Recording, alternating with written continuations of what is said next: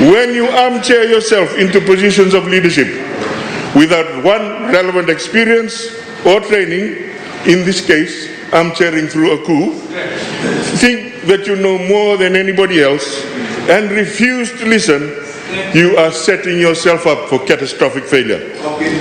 Basically, Mr. Speaker, sir, this mess falls at the feet of the former Prime Minister, the Honorable Borenge Bainimarama, and the former Attorney General.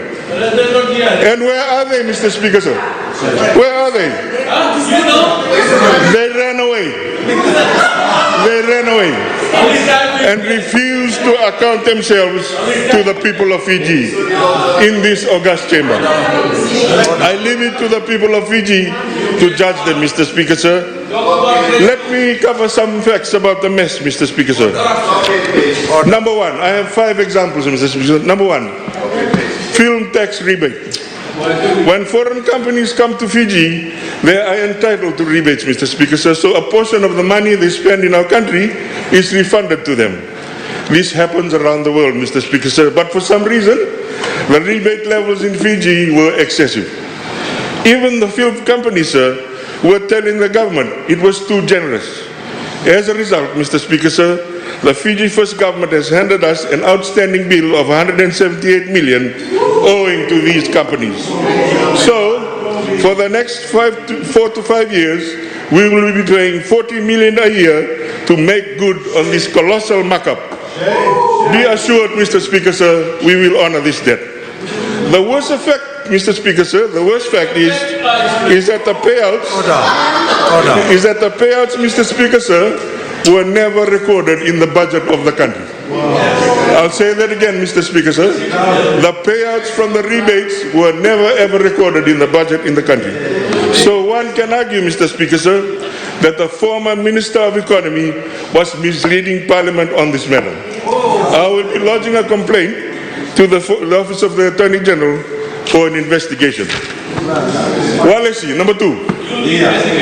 The Walesi investigation is ongoing, Mr. Speaker, sir. But again, it is a mess. We have asked for some additional resources to complete the investigation, and be assured, Mr. Speaker, sir, we will leave no stone unturned. By the end, if we account for this year's budgetary allocation of 8 million, Mr. Speaker, sir, we would have spent 136 million on Walesi. Mr. Speaker, sir, how does one government and cabinet first allow money to be spent without any feasibility study done? The Honorable Ezrom talked about feasibility studies and business cases. And worse still, Mr. Speaker, sir, the true cost of Walesi was never ever fully disclosed in this House. And that is a shame. What a mess, Mr. Speaker, sir. What a mess. Number 3, USP dues. Much has been said about the refusal by the former Attorney General to pay the dues of USP. The quality of education for our children, Mr. Speaker, sir, was hijacked by one individual. And the people on the other side were scared to tell him. The height of arrogance, Mr. Speaker, sir, the height of arrogance. As a result, Mr. Speaker, sir, we owed 80 million before the coalition took over, and this is now being repaid. 20 million is provisioned in the current budget, Mr. Speaker, sir. Number 4, FRA amounts paid, unpaid. The FijiFirst Government fully spent the budget of the FRA within 6 months before we took over. Mismanagement, Mr. Speaker, sir, mismanagement. So, there is 40 million set aside in this budget to pay for liabilities that they incurred, Mr. Speaker, sir. Finally, Mr. Speaker, sir, number 5. This is the crime of the century, Mr. Speaker, sir. I'll repeat it. This is the crime of the century. Listen to this. The backdating of capital gains tax to benefit or exempt certain individuals. Totally unacceptable, Mr. Speaker, sir. Totally unacceptable. I was particularly vocal about this in the campaign. Yes.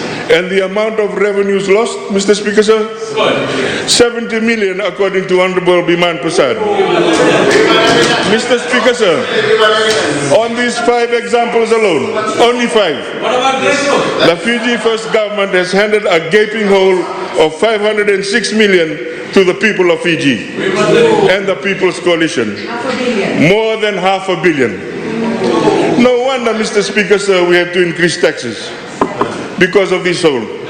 And they are wondering why are we increasing taxes. It was done, Mr. Speaker, sir, because of the mismanagement of the FijiFirst Government. And rest assured, Mr. Speaker, sir, I guarantee you this. This $500 million will grow. And by the time we reach the end of the year, there will be a larger number to report in this chamber. Mr. Speaker, sir, I liken it to beginning a 100-meter race at least 50 meters behind the starting line. That is the impact of what they have done to this country.